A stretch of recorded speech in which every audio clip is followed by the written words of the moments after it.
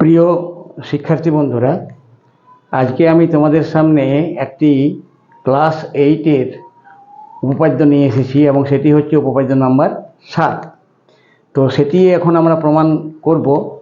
তো দেখো উপপাদ্য 7-এ কি বলা হয়েছে না, ত্রিভুজের কোনো একটি বাহুকে বর্ধিত করলে যে বহিস্থ কোণ উৎপন্ন হয় সেটির পরিমাপ অন্তঃস্থ বিপরীত কোণ দুটির পরিমাপের যোগফলের সমান হয়। অর্থাৎ আমরা এখন কি করব না, উপপাদ্যে বলা কথা অনুযায়ী আমরা একটি ছবি এঁকে নিব ত্রিভুজের। তো মনে করি এটি হলো সেই ত্রিভুজটি, যার নাম আমরা দিয়ে দিচ্ছি ABC এবং এই ABC ত্রিভুজের একটি বাহুকে আমরা বর্ধিত করে নিব। তো মনে করি সেই ABC ত্রিভুজের BC বাহুকে আমরা D পর্যন্ত বর্ধিত করলাম। বর্ধিত করা হলো D পর্যন্ত। এখন বলা হয়েছে উপপাদ্যটিতে যে যখন একটি ত্রিভুজের একটি বাহুকে বর্ধিত করা হয় তখন যে বহিস্থ কোণটি উৎপন্ন হয় সেই কোণটির পরিমাপ হবে ত্রিভুজটির অন্তঃস্থ বিপরীত কোণ দুটির পরিমাপের সমষ্টির সমান, যোগফলের সমান। ঠিক আছে, তাহলে আমরা লেখাও শুরু করছি সঙ্গে সঙ্গে। তাহলে আমরা লিখে নিব, প্রথমে লিখতে হয় কি, প্রদত্ত। এই প্রদত্ত অংশে আমরা লিখে নিচ্ছি যে মনে করি ABC একটি ত্রিভুজ,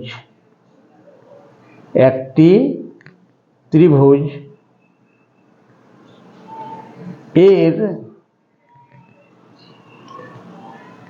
BC বাহুকে D পর্যন্ত বর্ধিত করা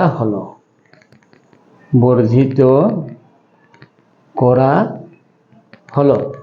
এরপরে আমরা লিখব প্রামাণ্য অংশে, মানে কি প্রমাণ করতে হবে সেটি। তাহলে প্রামাণ্য অংশে লিখব, প্রমাণ করতে হবে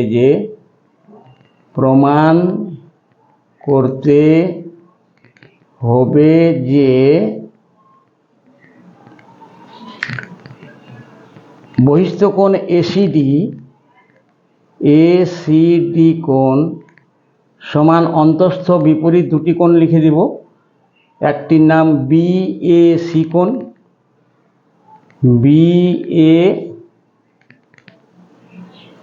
কোণ এবং আরেকটি যে কোণ রয়েছে ABC কোণ, সেই দুটি কোণের পরিমাপের সমষ্টি সমান ABC কোণ। এটি আমাদের প্রমাণ করতে হবে। এখন এটি প্রমাণ করার জন্য কি করতে হবে না, আমরাকে একটা অঙ্কন করে নিতে হবে। সেই অঙ্কনটা কি না, দেখো ছবিটিতে আমরা এই যে ACD কোণ আছে, সেই ACD কোণের C বিন্দু থেকে AB বাহুর সঙ্গে সমান্তরাল করে একটা সরলরেখা টানলাম এবং এর নাম দিয়ে দিলাম CE।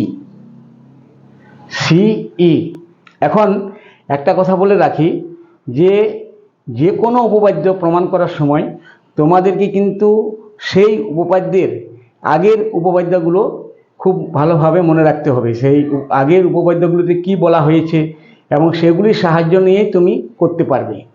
তো দেখো, একটি আগের উপপাদ্যতে বলা হয়েছিল বা আমরা শিখেছি সেটা, যে দুটি সমান্তরাল সরলরেখাকে যখন কোনো ছেদক ছেদ করে, তো এখানে এবির সঙ্গে তো ইসি সমান্তরাল বটে অঙ্কন অনুসারে।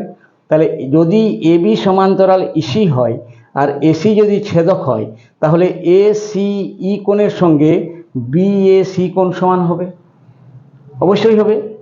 ঠিক আছে, তো সেটি আমরা এখন প্রমাণে লিখব। কিন্তু তার আগে অঙ্কনটি লিখে না, অঙ্কটিতে যে C বিন্দু থেকে AB বাহুর সঙ্গে সমান্তরাল করে EC টানা হলো। ঠিক আছে, এরপরে আমরা চলে আসছি প্রমাণ অংশে।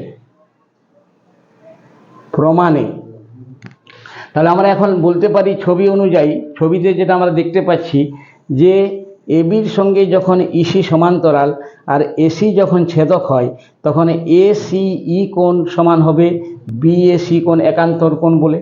তা সেটি আমরা লিখে নিচ্ছি যে কোণ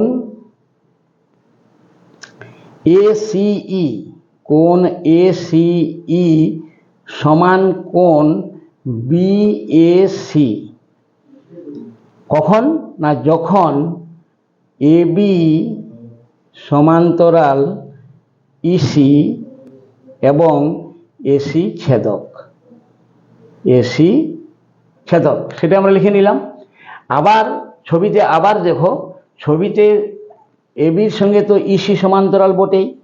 এখন যদি এবির সঙ্গে ইসি সমান্তরাল হয় আর বিডি যদি ছেদক হয় তাহলে এই যে ইসিডি কোণ সেই কোণের সঙ্গে কিন্তু এবিসি কোণ সমান হবে। বলো তো দেখি কি কোণ হিসাবে, না অনুরূপ কোণ হিসাবে।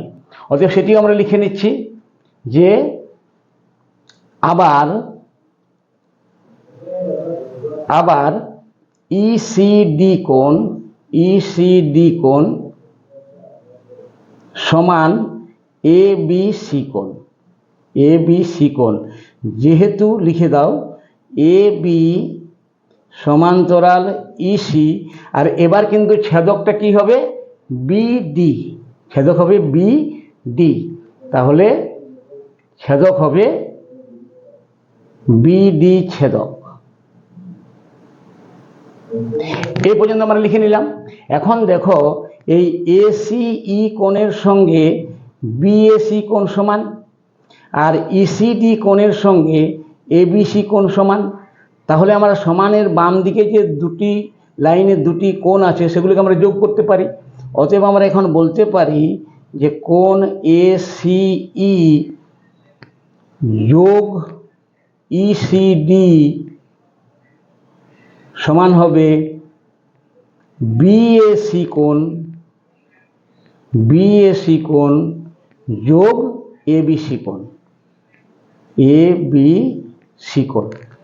ঠিক আছে, এখন যদি এই এসি ছবিটিতে দেখে নাও, যদি আমরা এসিই কোণের সঙ্গে মানে এই কোণটির সঙ্গে যদি ইসিডি কোণ যোগ করে দিই তাহলে আমরা যোগফল হিসাবে কি পাচ্ছি, একটি বড় কোণ এসিডি।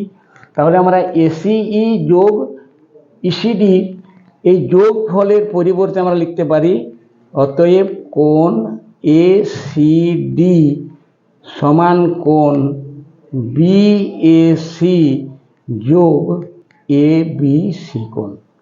এইভাবেই আমরা এটা প্রমাণ করতে পারলাম।